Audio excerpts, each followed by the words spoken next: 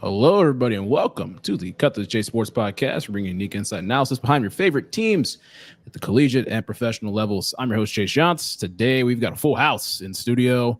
To my right, we got a very special guest on the show, a good friend of mine here at the University of Cincinnati. We've got Justin Dedrick in the house. Justin, what's going on?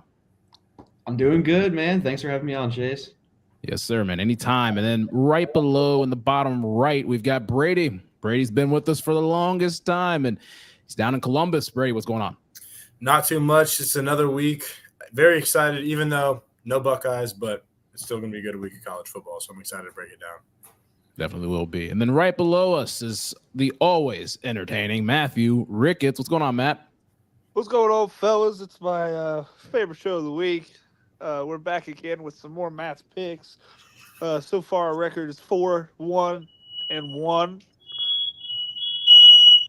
And it looks like Justin's going to have a fire drill mid-show. What the heck? Wow, my roommate set off the fire alarm.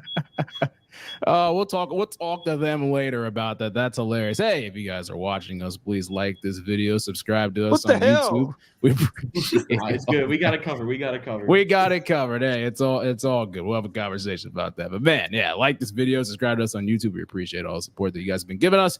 And without further ado, we will get into these games. Justin also just filmed a video himself about these week 3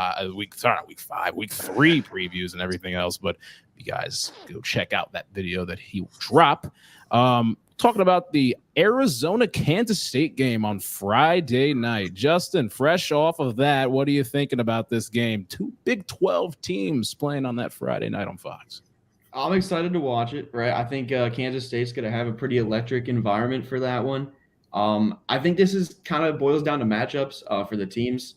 Look at Kansas State so far through the year. Their defense is giving up some big plays, and they've kind of gotten run down as the game going on. And then you look at Arizona's offense, and it's just a big play waiting to happen with McMillan and Noah Fafita.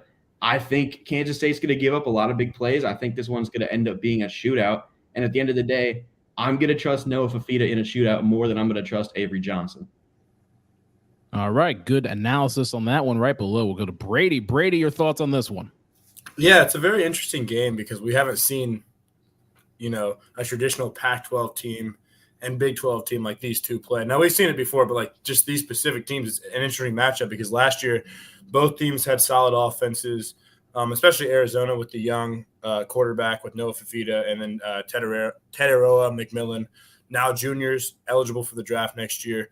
It's going to be interesting to see them go up against Kansas State, who had a solid defense last year in terms of Big 12 standards. So I'm excited to see that. And then Kansas State with their new quarterback, Avery Johnson, obviously going to be is a true sophomore this year.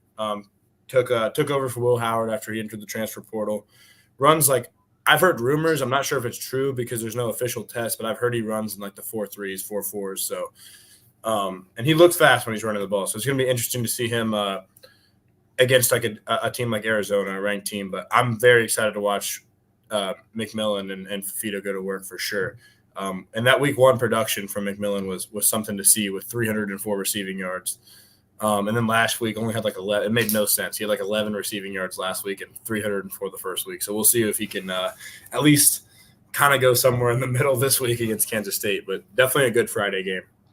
Yeah, that middle, that's a very vast middle to say the least. You're looking at, if he goes right in the middle, you're looking at 150 yards receiving. We'll take that any day of the week if you're Arizona. Matt, you said that you don't really want to talk about this game enough, do you? Well, I just didn't want to be the only one because I feel like I'm not very knowledgeable about these two teams.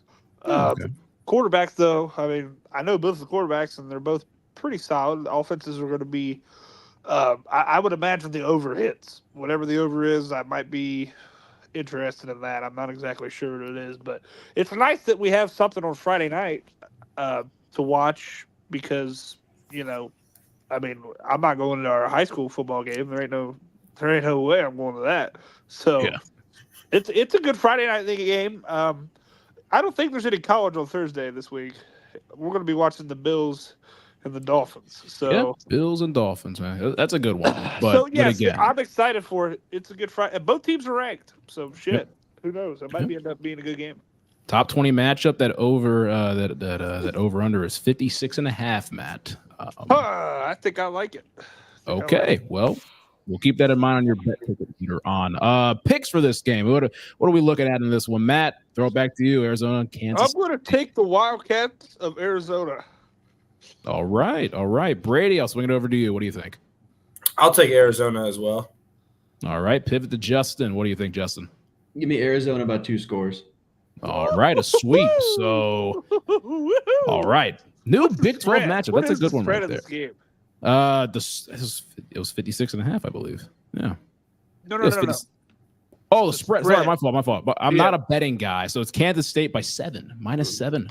Wow. Arizona is- dog. You need to Uh-huh. put some money on that. Oh. Dear Dick. Put some money on that shit. Just gave him 3 different names. But I'll take the advice. So I might have to. You gotta learn how to pronounce it. Yeah, you got to learn, Matt. But hey, it's all right. I think we're though. gonna go with Dear Dick. That's the one right there. Okay. Wow. Well, Just I messing guess with you. I guess you just walked messing into with that one. Okay, cool.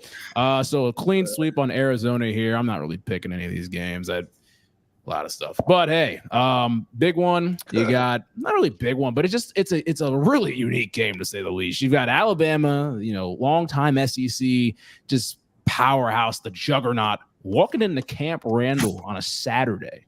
Big noon kickoff, Fox. I mean, it's a very intriguing matchup to say with them coming into that environment. I'll pivot to Brady. Brady, your initial thoughts looking at this one. Luke Fickell welcoming in the SEC squad from Bama. Yeah, I mean, it's been a long time since Bama's played like a non-conference road game, a true road game like this. So it's interesting, especially going into a really tough environment like Wisconsin. However, being at noon is a little bit different than being a night game. Camp Randall tends to be more of a, electric atmosphere as most stadiums are at night. So being at noon, it makes me less inclined to think that Wisconsin has a true chance. We saw Wisconsin trail in the fourth quarter to Western Michigan week 1. Bama's also had their struggles against South Florida last week. So, it's still an interesting matchup to see Bama come on the road and Jalen Milroe face a tough defense like Wisconsin. So I'm definitely intrigued to see what goes on. But it's going to be interesting because I think Wisconsin has one of the more underrated corners in the nation with Ricardo Holman. I believe he's number 2. Very good ball hawk type corner. He likes to play in the zones. And last year, every time I watched Wisconsin, he would be their star player on defense. And also Hunter Wohler, he's a safety. He's a good player as well. But Ricardo Holman, I believe, is a true dog, one of the best corners in the country. It's gonna be interesting to see him cover Ryan Williams, clearly the best receiver on Alabama after 2 weeks. But very excited for this game and definitely an interesting matchup being at Wisconsin. Yeah, throws not a wrench, but it is a unique thing to look out for. Brady, you and Matt were both at Camp Randall Stadium last year. It was a night game. Ohio State played in that one. I'll throw it to Matt. Matt, what was the atmosphere like at Camp Randall at night last year? Oh, it was great. I mean, it's loud. I wouldn't put it as loud as Ohio Stadium or, some of the other stadiums I've been in when it's a big game. But it is loud. I mean, it's definitely a hostile environment. Jump around sweet. Like Brady said, it is a noon kick, but it is Alabama. It's going to be loud there. I mean, it's not going to be anything Alabama has not seen or played in. So, but in terms of this game, I just think Alabama's been struggling the past or last week until the end of the towards the end of the game in the second half. They finally pulled away. I just feel like it's a wake up. That was a kind of more of a wake up call for them. I would be shocked if Bama does not just crush Wisconsin. I would be shocked. I do not see any sort of close game at all here. At all. All right. We'll throw it to Justin. Justin, thoughts on this one? I think the Tide are going to keep rolling, to be honest. I don't think they're going to be fazed by anything in Wisconsin or anything that Wisconsin can throw at them. I think the biggest factor is probably Jalen Milroe. He's looked good as a passer this year. I mean, better than last year, that's for sure, but on limited attempts. So if he is forced to throw a lot against Wisconsin, how is he going to handle it on the road?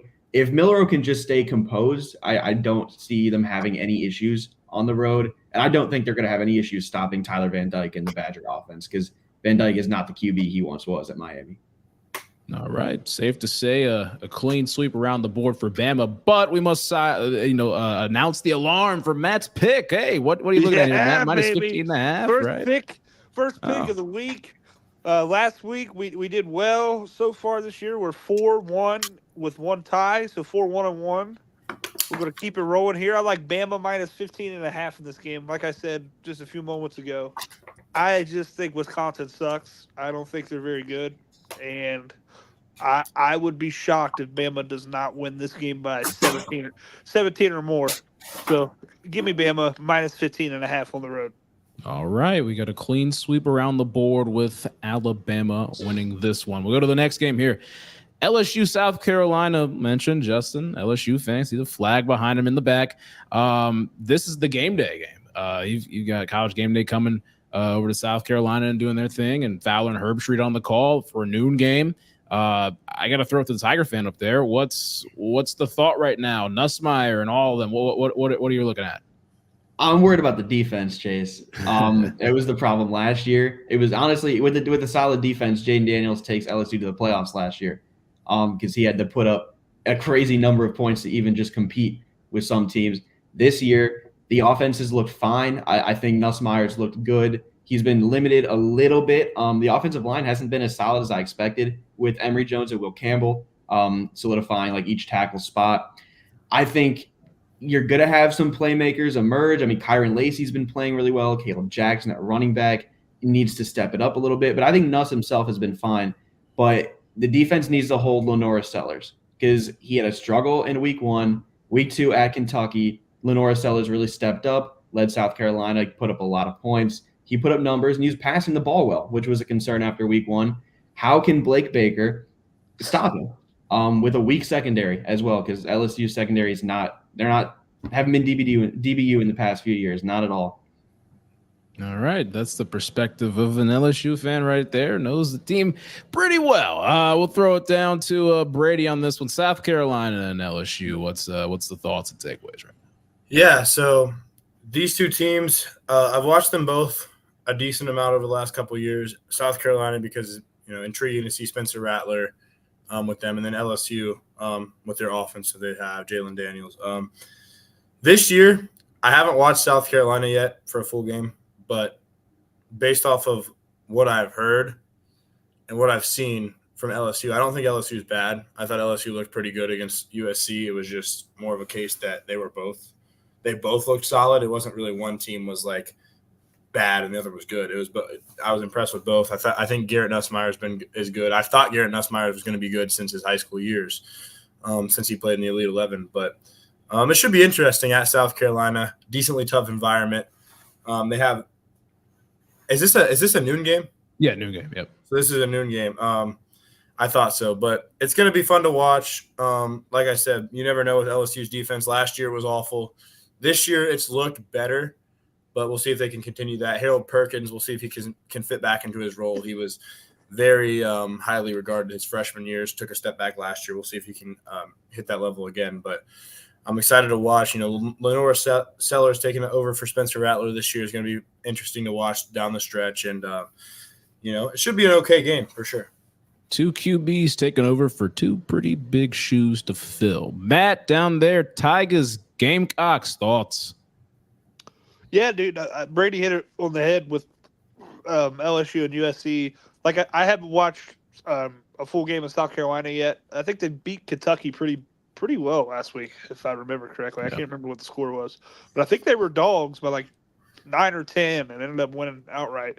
So, but in terms of LSU, dude, Lacey looked really good when I watched him against USC, and Nuss I think is going to be a really good quarterback. He seemed like he played really well. I thought both offenses played really well in that LSU USC game. So I expect LSU to come in and win the game. I think the spread is like 7 here, which seems a little low. But LSU by 7. It is a road environment. South Carolina is kind of underrated in that regard. It's a little bit bigger stadium than you would think, and it can get pretty loud. So, but I do like LSU in this game for sure. All right, pivot back. You got LSU in that. Brady, you thinking LSU, South Carolina? What are you taking? Yeah, I'll take LSU for sure. All right. There's nothing otherwise. Any reason to take South Carolina, I've seen. So, and then we'll go up top with Justin here. I'm going to take my Tigers. He's There you taking go. the Cox. He's taking the Cox. Jeez. The Gamecocks. That's something that Matt does. So hey, we'll move on Can't to beat the Cox. wow, Matt. That's such an original joke from you. Yeah, let's go Boston College, Missouri. The top 25 matchup to say. Yeah, baby. Is this the other than the game we talked about earlier, the Friday? There's only 2 top 25 matchups this week. So yes, there is. it's a weird kick. It's a 12:45 p.m. kick on the SEC network. Missouri's favored by 16 at the moment, but I'll get thoughts here real quick. Brady, thoughts? Boston College, they went into Florida, Florida State, Tallahassee, and won that game. DJ looked absolutely horrible. Everybody knows that in the country. And then Missouri, coming off fumes from last season, they started off pretty strong. What's the thoughts? Yeah, I don't know if I truly think Boston College is good, more so that the Florida State sucks. So I am heavily leaning towards Missouri in this game. I would be surprised if Boston College beats them. Boston College starts multiple guys that I know aren't very good at football. Cam Martinez is going to be their starting nickel if he's healthy. Ryan Turner's a starting corner. And that's not the reason. They have a good coach. Bill O'Brien's a good coach for the most part, although Bama fans have something else to say. But it would be surprising if they're able to stop the firepower of Missouri and, Brady Cook, Luther Burden III, and Theo Weiss, Mookie Cooper, all those guys they have on the outside. They have a really good receiving core, in my opinion.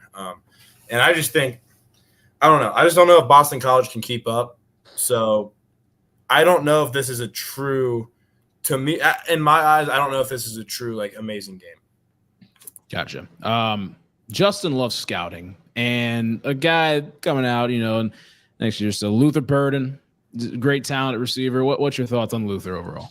I mean, he's an electric player, right? He's one of 2 names to be top receiver off the board. I think you're looking at either him or McMillan from Arizona, who we talked about. He can do everything. I mean, he's got solid hands. He hasn't shown any drop issues or any concerns that I have yet. He's a good route runner, fluid movement. I mean, you look at the hips when running routes. He's not telegraphing anything. He's getting open. He doesn't waste any movement, which is one of the biggest things with pure route runners. He's not wasting that movement.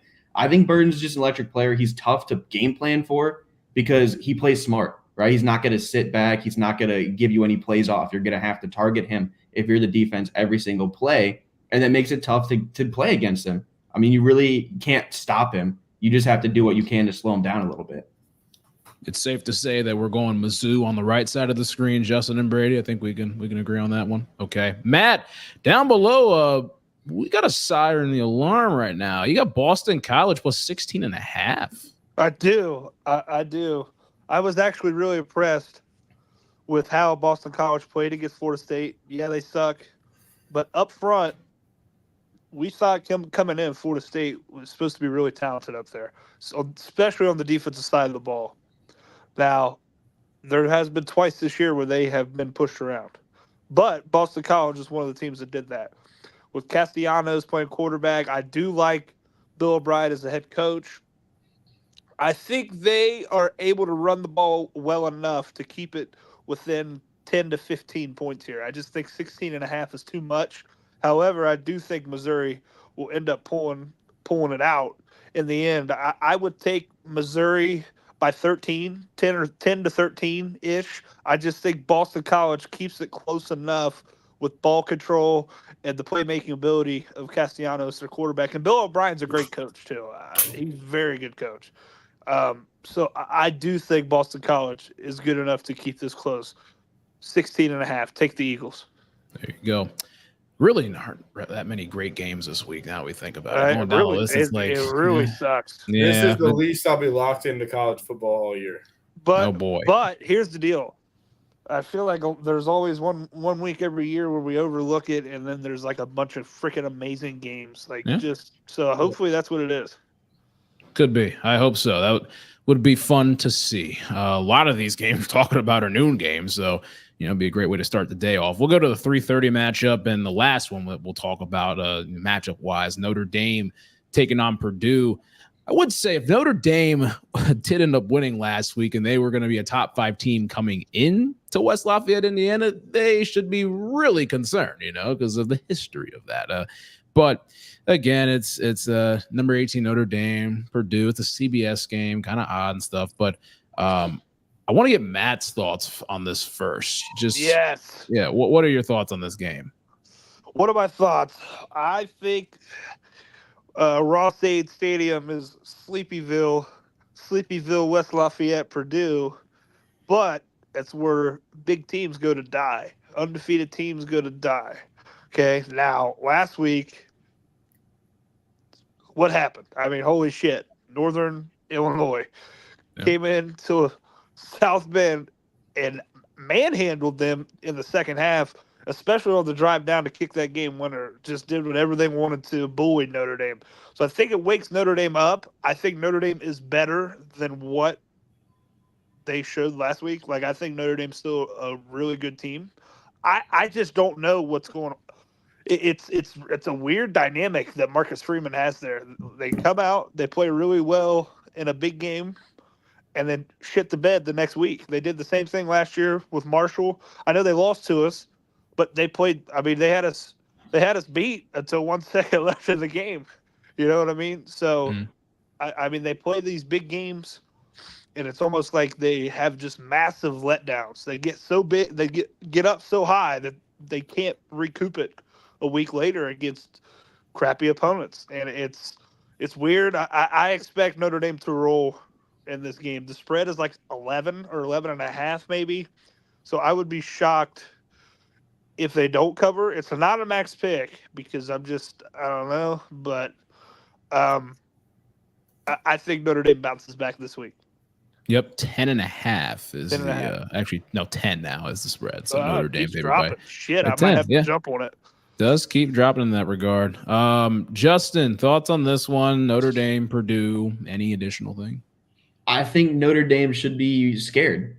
I mean, you look at the way their offense has played this year, and it's been god-awful. I mean, Riley Leonard hasn't even thrown a touchdown pass this year, and a lot of people saw him as a legitimate draft prospect.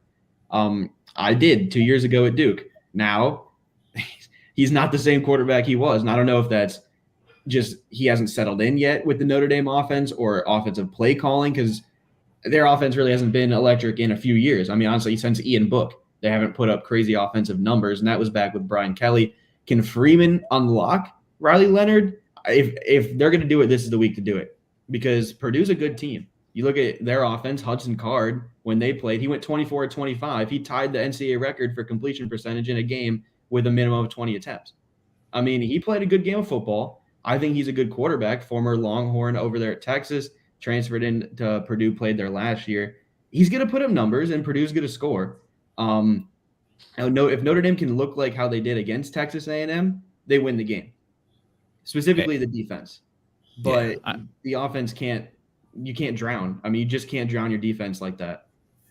Yeah, I mean, again, to mention that stat, I mean, to complete 96% of your passes in any game is just, I mean, that's just unbelievable. But yeah, I mean, it should be a unique game, especially the start of the game. I want to see how the tone is set early. If is the crowd going to be too much? Is Purdue going to come out and start off hot? Like, what's the theme going to be in this game? But throw it down to Brady real quick, and then we'll pick this one and try to get on out of here. Brady, your thoughts on Notre Dame, Purdue, West Lafayette, 3:30 Saturday? Yeah, I mean, seeing Notre Dame last week means that they're clearly not guaranteed to win this game, obviously. So, obviously, Purdue is a better team than Northern Illinois. They have a higher upside. Their offense will be better. Hudson Card, like you said, broke the NCAA record. He was, played at Texas, played against Alabama, took the majority of the reps that game where Alabama won by, I think it was 3. I know Bryce Young, he had the game-winning drive. They kicked a field goal, so I think it was 3. And Hudson Card was a big part of that. But, if Notre Dame just wakes up, their defense is so much better than Purdue. Their defense has a lot of talent. Benjamin Morrison, lockdown corner. Howard Cross and Riley Mills, both really good defensive tackles. They got KVA as a freshman. Kingston Vilamu Asa, I believe is how you pronounce it. True freshman middle linebacker starting. Very good player. Really wanted him at high school. And then Xavier Watts at safety. He won the Bronco Nagurski Award last year. Very good player, number 0. If they, lock in, play how they should, play as to expectations, this shouldn't be a problem. But it could still be a problem being at Purdue and the way they played against Northern Illinois, because Northern Illinois does not have the talent Notre Dame has. So it still could be interesting, but there's one team here that has an immense amount of talent compared to the other one. Pronounce that name again for me. I want to hear that again. The linebacker. Kingston Valamu Asa. Interesting. I see you're getting into the pronunciation guides and everything. Justin, take the page out of our book with these announcing that we're doing. I've usually had the names on point for the most part. Like I can pronounce DJ and Tua properly. I've always been able to do that. But other than that, no. Yeah, I got you. Are we clean sweep Notre Dame in this one, or are we differing at all? Yes. I'll take Notre Dame. You guys at Notre Dame up top. Justin, explain what we going? What's the thought? I can't pick Notre Dame in a game until I see the offense come together. I just can't. Huh? Well, all right. Purdue by how much? It'll be close. I mean, Yeah. One score for sure. Maybe a field goal. Maybe they score a touchdown late to take the lead, but I can't pick Notre Dame's offense. Hey, way to spice the show up at the end, man, because everyone was picking the same thing the whole time. You know what I'm saying? Again, like Matt mentioned, this could be one of those weekends where we just kind of overlook and some great games could happen. Who knows? But again, that's Notre Dame, Purdue, 3:30, CBS. We do have one more Matt's pick. Didn't talk about this game, but it's Oregon State and Oregon. Yes. Oregon minus 16.5. Thoughts? I think this is the week, boys. I do think it's the week where they come out and look like they are a top 5 team that we all thought they were.